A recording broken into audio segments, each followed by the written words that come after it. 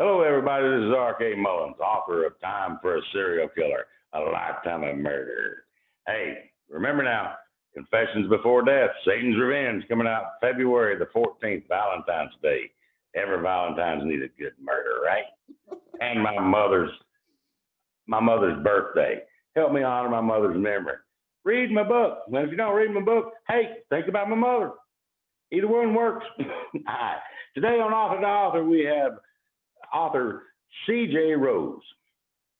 She has written a book called Spite of Salem. Sounds very interesting. I'm going to let her tell you about it, and I'm going to let her introduce herself as well, y'all. Hey, welcome, C.J. Rose. Take it away. Introduce yourself, and let us hear about your book, ma'am. Hi, everybody. My name is CJ. This will be 5-time published author. My newest series is going to be called The Order of the Tempest. And the first book in that series is The Spite of Salem. And the premise of the story is a young girl who has just turned 18, gets pulled back into time by someone of that time period. And in this instance, without giving a spoiler, I can tell you that it is actually the daughter of the local baker who goes back to 2014 to take Bethany, who is our main character, back to 1692 to help stop the witch trials. And through the story, Bethany and the baker's daughter, whose name is Arena, and Bethany's, sorry, I have a bunny and she's going nuts right now. She's running everywhere. It's kind of distracting, but anyway, so every traveler is what we call Bethany, is a traveler, and every traveler has a guardian. And in this instance, the guardian's name is Hannah. So all three of them together go through this adventure of trying to figure out why the witch trial started, who's causing it, how to stop it, and that kind of thing. They battle some creatures and a warlock, and it's not kind of just, oh, I'm traveling back to history and I'm going to try to stop it. I like to add my own twist on the story. So without giving too much away, I did do two endings. So you'll get two different options in the book. So one is the main ending, and then towards the end, after like the character synopsis that I put in the story, usually you'll get the alternate ending too. So I've never done that before. So this will be the first book I've ever written that into. So I'm kind of excited about that part. Sounds very interesting. I've only got one book out, publishing the second one. And like I said, we talked about this prior to the show. It's a 10-book series, and I have set forth a real daunting task for me. I ain't gonna go over that. Everybody already knows about all that garbage, right? This ain't it ain't all about me, y'all. It's mainly about her. But anyway, I have not toyed around with an alternate ending, but every one of my books have three things in common. They all have at least three major turns and twists and an unpredictable ending. And if somebody predicts my ending, they turn to the back of the dang book. I can tell you that. Because I don't usually know what it is. I always know where the ending's going, but yours with multiple endings is very interesting. I've heard a lot about these, but I've not actually read any books with alternate endings, so I don't know exactly how that works. But I have a feeling that if we try to talk about that and how that actually works, we might have a spoiler on our hands, and we don't want that, right? Quite possible. But you said you're a 5-time author. Yes. What about some of the other books you got out? I have them in front of me. Do you want to see them? Absolutely. Please do. Okay. Well, the first series that I ever wrote, I actually started back in 2013. Okay. I literally was laying in bed and I couldn't sleep because I had this thing running through my head, and it was probably about midnight, and I got up and I started jotting things down. Like, what else do you do? So that turned into this. So this is book 1. Okay. This is called The Generation Sun Chronicles. So Bridge of the Gods. So basically in Bridge of the Gods, it's the same premise, as the new series, and a little backstory, the main character in my first series is the brother of the main character in the second series.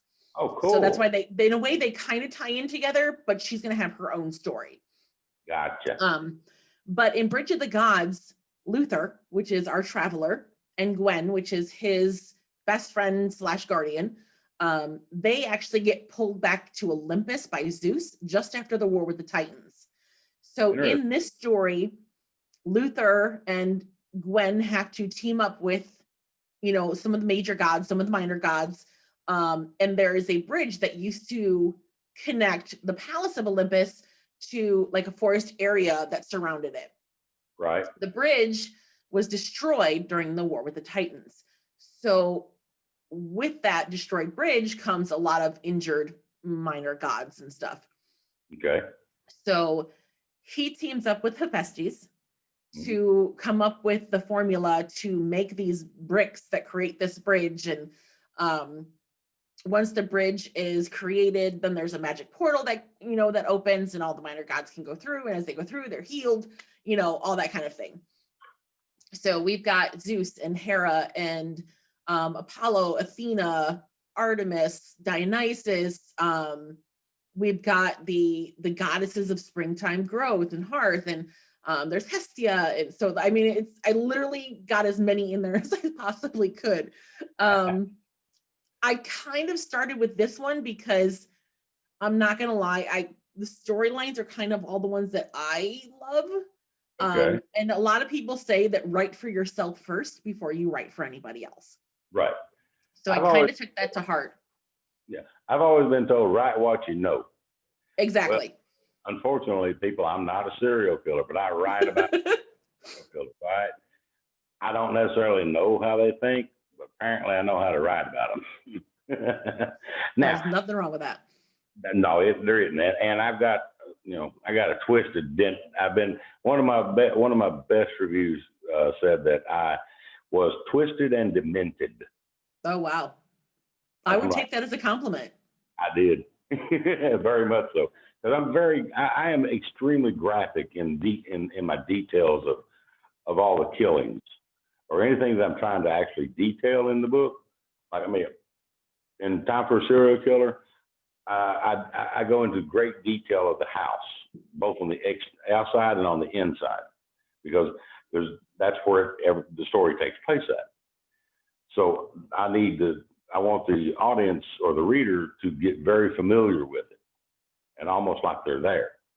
How many times you read a book that they'll do something like that, or they'll have a portion of the house or something, or an area or whatever, that a lot takes place a lot of the story takes place there, and they don't detail a whole lot of it. Yeah, like how are you supposed to envision it in your head if you don't know what it looks like? Exactly. Yeah. And so I do like that. Now, every writer has their own voice as far as writing is concerned. And when I heard that first time, I was like, huh? What the heck are they talking about? Voice. I ain't doing an audio. I ain't talking. I'm writing. Now I understand. What kind of voice is yours? For me, it's kind of like somebody with ADD. Okay. Because my stories, they're not just told from one point of view. I actually, in each book, they're told from multiple points of view. Okay. One of the main reasons I did that is because I didn't want to focus just on the main character. I wanted to give these other characters a chance to, shine and do their own thing. Exactly. So when I write, it's kind of like, oh, which direction is she going now? So like that kind of thing. So yeah, it kind of is like squirrel. Yeah. And that's my voice. You're writing fantasy fiction, correct? Right. Mm-hmm. Right. Whereas my genre is crime, drama, suspense, thriller, horror, where it falls in line at. My voice is, I don't even know if it's the right terminology or not, but what the heck. I write in what I call conversational dialect. And my books are very much dialogue, action driven. So my editor, or that's editing Confessions Before Death, contacted me and said, I'm gonna get ready to send a little bit over to you so you see what I'm talking, whether or not you like what I'm doing or not, right? And I asked her, I said, you got quotation marks in there? She said, yeah. I said, take them out. She's like, why? I said, because if you put quotation marks in there, it's going to be all the book is. Right.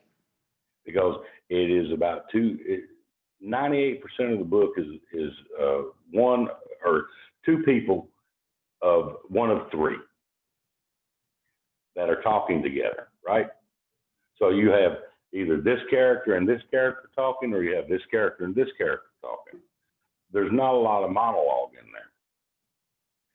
So putting a lot of quotation marks in there, I know it's grammatically correct, would really be a pain in the neck for the reader to read it, right?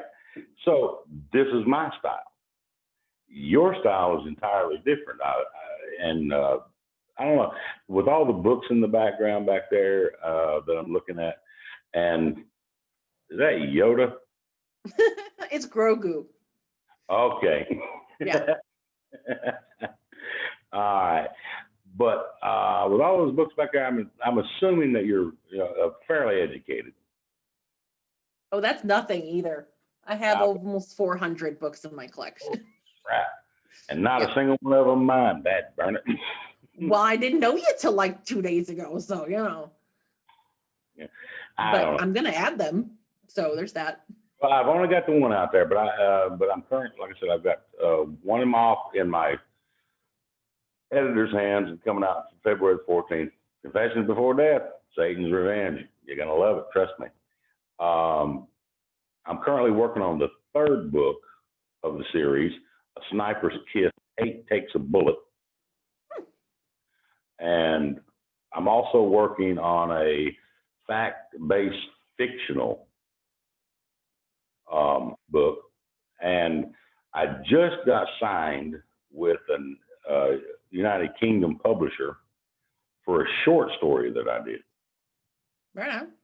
And I find, me being only got one book out there, hell, personally, I think that's a heck of a success there. I know people have got 10 books out there that ain't been signed by anybody. Now, are you self-published or do you have a publisher? I had a publisher. And unfortunately, they had actually decided to close up shop. So since then, I've just self-published. Okay. So, which I'm okay with. Yeah. So. I mean, I used a publishing service. Actually, I used two publishing services on Time for a Serial Killer because I didn't know what the heck I was doing. Mm-hmm. And I wanted somebody to actually edit it correctly. The first one messed up and published it last February. But then I had all my friends tell me, hey, look, man, there's a lot of mistakes in this book. And when I went to them over it, they're like, well, we'll be more than happy to take another look at it, but it's going to cost you this much. I'm like, no, it ain't. And I fired them and hired the second one. But I was planning on doing self-publishing on Confessions Before Death, but like I said, I got a friend of mine who also owns a publishing service that's doing it for me strictly on percentage basis. If you've got one thing to say to an aspiring author to kind of help guide them a little bit, what would it be? I would say the first step is don't get discouraged.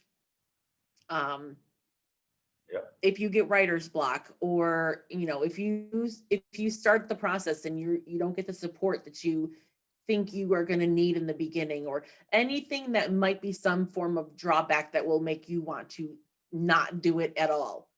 Oh yeah. Don't lose that motivation, because everything starts at some point and grows from there. So you may not be where you want to be at that point, but that doesn't mean you're not going to get there. So Keep the chin up, just keep doing what you're doing, and everything will fall into place. Well, when I started writing my first book, that was back in '98. I had no support. No one none of my family members wanted to read it. They didn't believe that they didn't believe I'd ever do anything with it, to be honest with you. I lost the manuscript so many times, emailed it to myself, and still lost the dad burn thing. And my daughter turned me on to a website that people can go on there and they can publish whatever they like, and it's free of charge. And most, you can actually charge, put it up on Amazon for like 99 cents and stuff like that, right? Through this place. And so I got on there and I started, rewriting Time for a Serial Killer. And a friend of mine kept pushing me every time I turned around. Dude, you got to put some more up there. Come on, let's finish this book. Let's get it going. I got to read some more of this. It's good. Your grammar sucks, your spelling blows, but the story's good. So, it took me all that time, and I finally finished it in 2012 and didn't publish until 2020. I didn't even look at publishing until 2018. How long did it take you to write your first book and get it published? I would say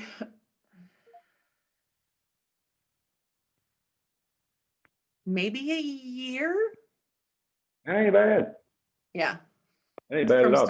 From start to paper. So. Right. Now, how many books is in the first series? There's 4 books, a cookbook, and a coloring activity book.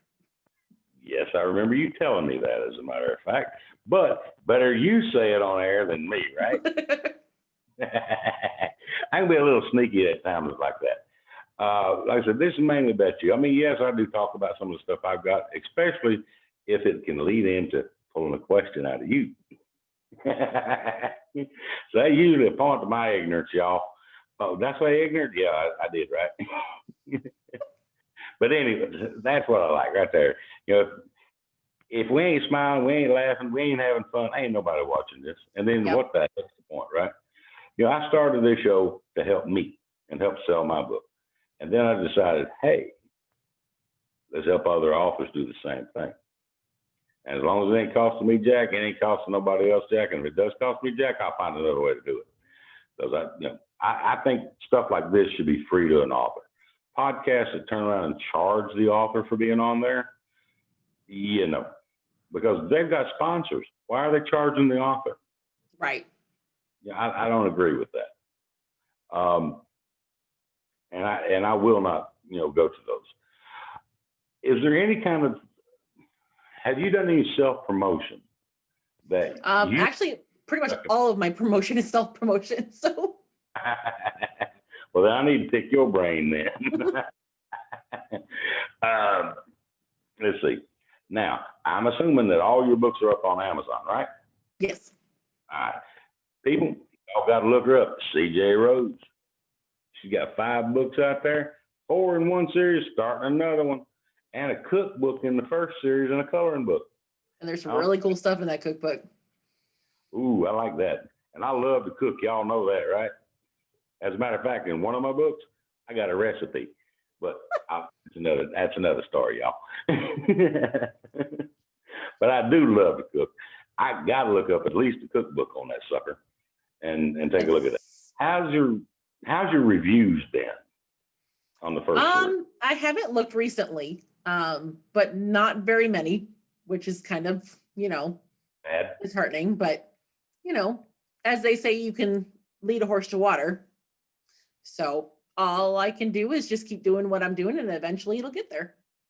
Sooner or later. I mean, you got all the big name authors out there, and we all know who they are. I don't got to mention his name again, right? I respect the man. But most people will stop it if it doesn't have the orange label up there. It says bestsellers. Right? People, please, if it's a genre that you like, whether it's fantasy, nonfiction, or mine, crime drama, suspense, thriller, horror, don't discount a book just because it doesn't have 10,000 bad burn reviews and it ain't on the bestsellers list. Right. There's probably a good reason for it. Y'all ain't buying it because you don't know about it. Come on now. Really, that makes sense, right? But take a look at them. Because a lot of authors will put these up on Amazon Kindle, and they'll have them up there for free on Kindle for a certain length of time. So y'all are missing out on some of the really good reads by authors like, CJ Rose here. This is about supporting supporting these authors. We're not doing this to try to get rich. Of course, everybody wants to get rich, but that's not why we're doing it. We have a story in us to tell, y'all. And we want to get that story out because if we like the story, then apparently somebody else out there might like it as well. Am I wrong? Nope. And authors like CJ here, they put a lot of time and effort into their work and to get it out there for people to enjoy. That's the only reason they do it. You know, money's great if we make any, but it's not our number one goal. Our number one goal is to make sure that the readers enjoy what we're writing. Yep. And she started her second series, and that is amazing in my opinion. I mean, I'm working on 10 books here. Come on. And I'm still doing it slow, y'all. But CJ, the first book in the second series is already out, correct? It's on Barnes & Noble and Kindle for pre-sale. Gotcha. Yeah. When is it actually launching? March 2nd. March the 2nd. Yep. That's actually significant. So March the 2nd is the day the witch trials actually started, like the very first trial. Oh, very nice. I like that. I mean, when an author puts something together and can have a date match when they launch the book for a particular reason, trust me, they've done their homework. And it's very special to them for that particular reason. And she's done her homework. She knows what she's talking about, y'all. I could not tell you jack about the Salem witch trials, except for, unfortunately, there's a lot of people that was killed that shouldn't have been. 20. Yes, and that's way too many. One's too many, y'all. Yep. But, you know, hey, superstition and fear ruled back then. Oh, yes. And so did the iron fist of authority. Mm-hmm. And that's all I know. I'll leave it to the expert, Miss CJ here. She knows more about it than me. I guarantee you that much. Now, CJ, what got you started writing in the first place? I actually started writing in high school, but it wasn't books. It was poetry and song lyrics. Actually had a binder, and I remember it was a blue binder that I kept everything in.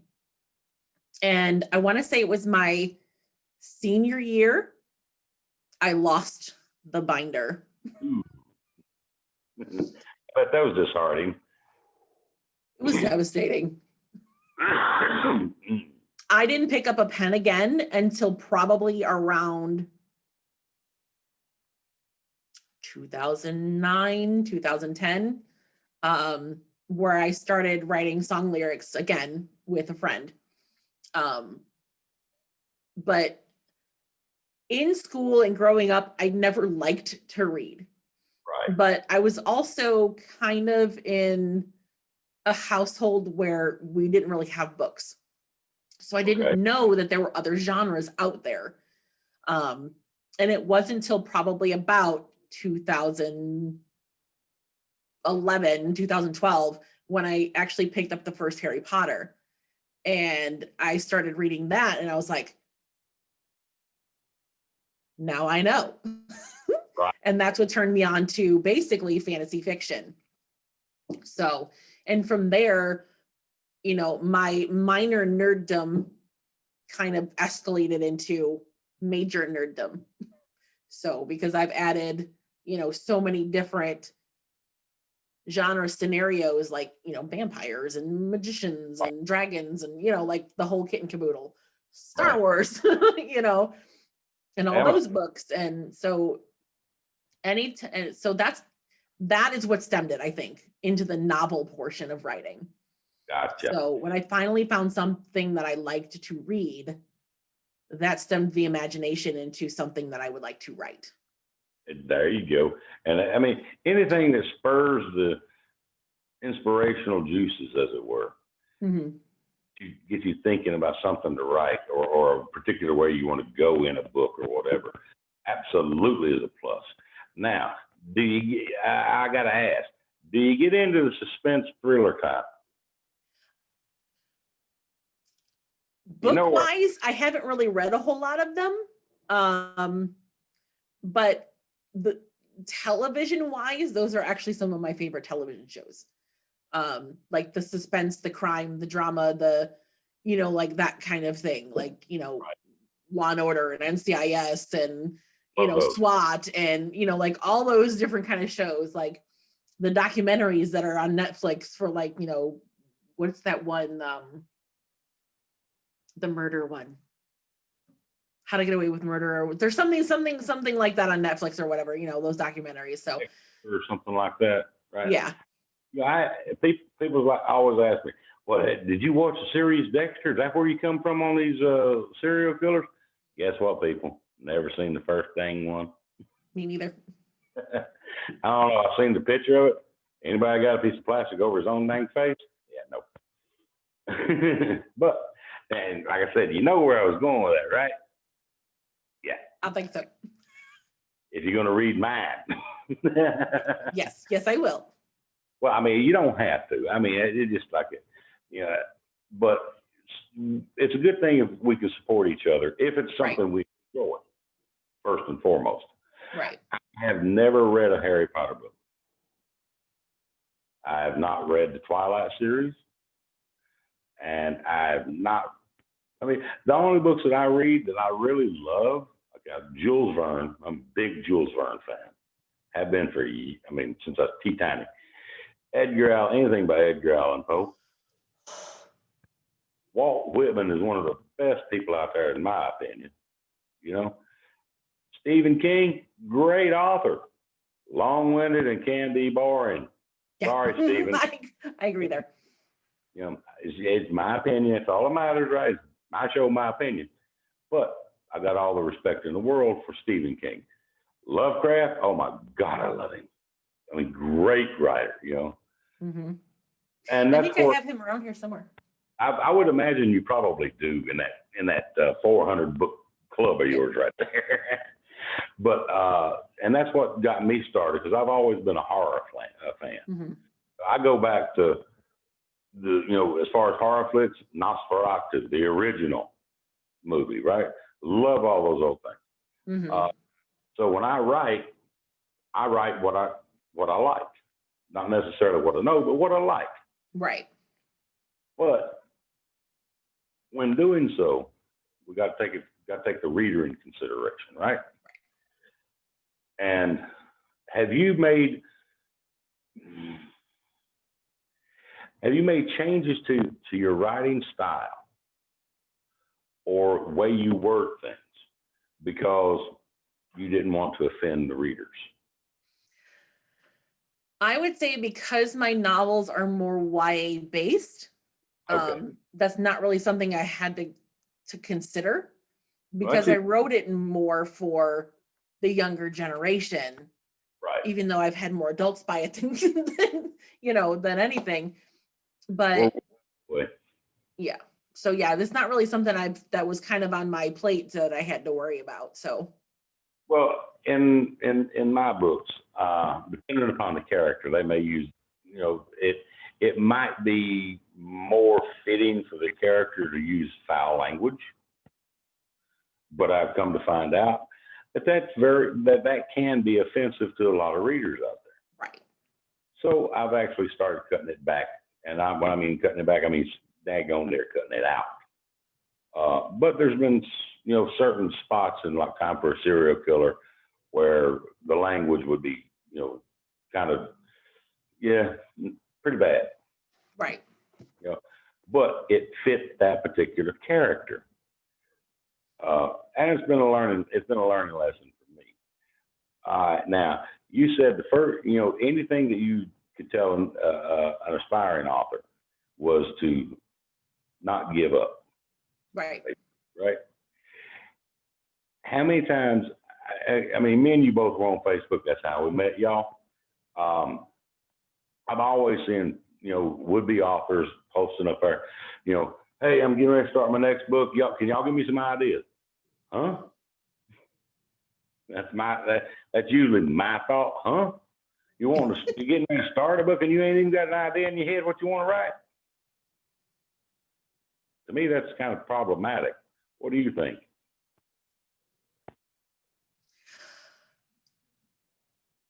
I think everybody, their mindsets are different. So it's very possible that they may have something in their mind, but they just need some form of motivation to, to help them and to know which direction to go with it. So I don't necessarily think it's a bad thing that they're asking for ideas, but I can see both sides of it. I don't think it's necessarily a bad idea. It's just that if you don't have your own, if you do not have your own idea, first and foremost, of something that you want to write, then asking people for their advice on what you should write can be a very bad mistake. That I can see that. Yeah. So, I mean, and this is for all you would-be authors out there, if you had any kind of an idea about what you want to write, but you don't know how to start it, or you don't know where to begin, or you don't know how to develop it, or whatever, ask for advice on those particular categories. Mm-hmm. Don't ask advice on ideas for a book, because, hey, if I have an idea for a book that I think you might like, why aren't I writing it? True. If I'm writing it, then it might not, and to me, it might not be the best idea in the world, right? But, again, go with your gut feeling, people, and develop your own idea, but don't hesitate to ask other authors for advice, especially, if they've got multiple books published. Because somewhere along the line, they've learned something. I can guarantee you that. They might not be no expert, but we all learned a little bit about something while we're writing. What have you learned from your characters? That I tend to write their emotions based a lot around my own. Okay. So there have been times where I'll use scenarios in my own life and put it into the story, because that's a way for me to cope with that situation, I guess. I like that. So in a way, I think the main thing that I've learned from the main character, I'll put it, because a lot of people, when I do an interview, they're like, well, which character do you relate to the most? Mm-hmm. And I usually always answer the same, the main character, because almost basically the first and second books of the original series, mm-hmm. He struggles a lot with figuring out who he is as a person. And right. What is his true destiny? Like where's he going with his life? Things like that. And those are, thinking back on it, as I was writing it, I was like,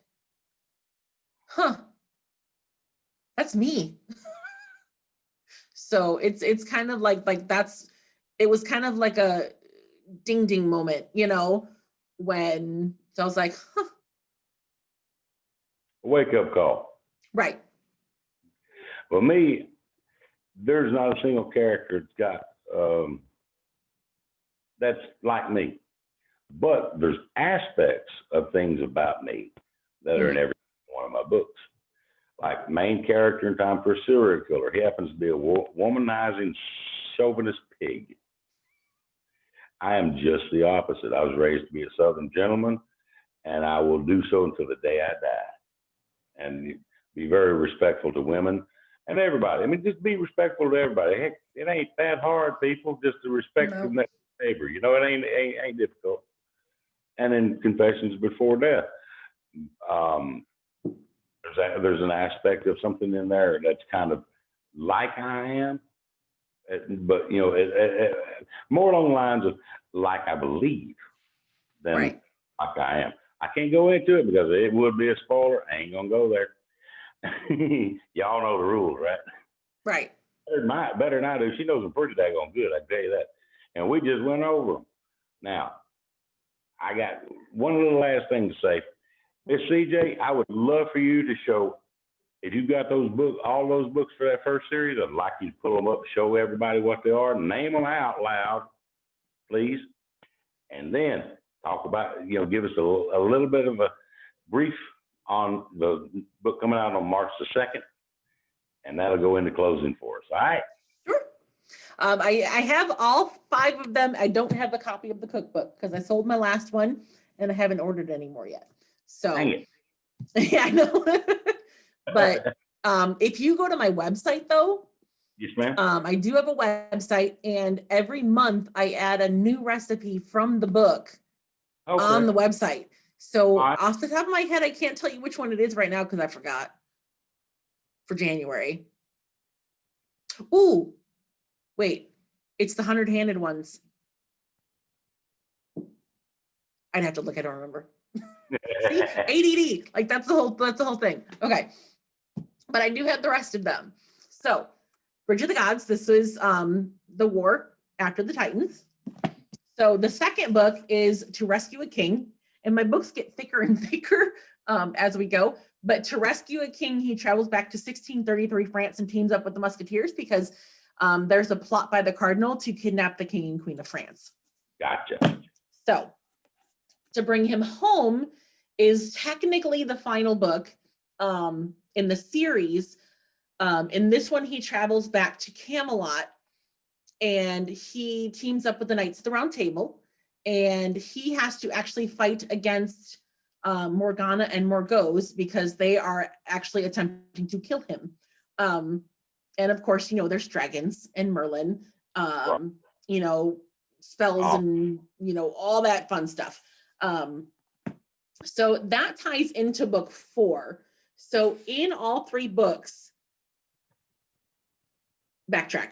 In the first book, he inherits 6 leather-bound journals that had been passed on from father to son through time, which is kind of where the Generation Son name comes from. Right. So what I did is I took all of the journal entries from everybody prior to the main character, and then his entries, and I put them into one book. Okay, cool. So this is technically book 4, but it is called the McAllister Journals, and it is all of the journal entries starting from the very first one, which is his great-great-grandfather, all the way up to his sister, who enters the final one in here. Gotcha. So then the coloring book. Yeah. So, I know a lot of people are going to like the coloring book. Yes, it's my favorite. I have 2 friends that are graphic artists that are local here who did all the pictures for me. Nice. And then I created all of the, you know, like the crossword puzzles, you know, like it has like Finish the Doodle, you know, where it just has a basic outline, you know, stuff like that. My one friend actually created this, and it's my favorite of the whole entire thing. It's me with her on my shoulder. Oh. I thought, so that's page 1. Yep. And then if I can flip this page, I'll show you the other artist. I had her draw herself. So this is the other artist and what she depicts as what she looks like as herself. So nice. I started those with the first 2 pages, but that has things where you can, you know, write your own story. Like I'll give you the starter paragraph as from one of the books and you can finish it, you know, so, you know, if a young kid who likes to write, you know, this is a good thing for them because, you know, they can develop their own stories and then roll with it. You want to use my paragraph? I'm totally okay with that. Right. I bought the book, you know. So how are you at ad-libbing?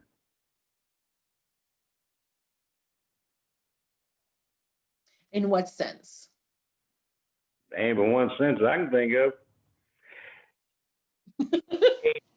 Finish it. I say you broke up. I ate bread. Finish it.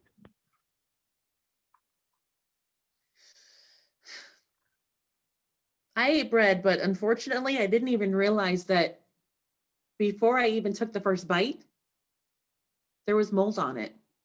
There you go. So what am I supposed to do now? That's what I'm talking about right there. Being able to ad-lib and just take, 2 words, 3 words, and make it better. You know, that's the creativity that all of us authors have to some degree. some a little bit more than others. Miss CJ, she's got a gift for it. I guarantee you that now. Now, Miss CJ, give the last name, give the name of the book that's coming out on March the 2nd, and that'll have to take us into closing. The Spite of Salem. There you go.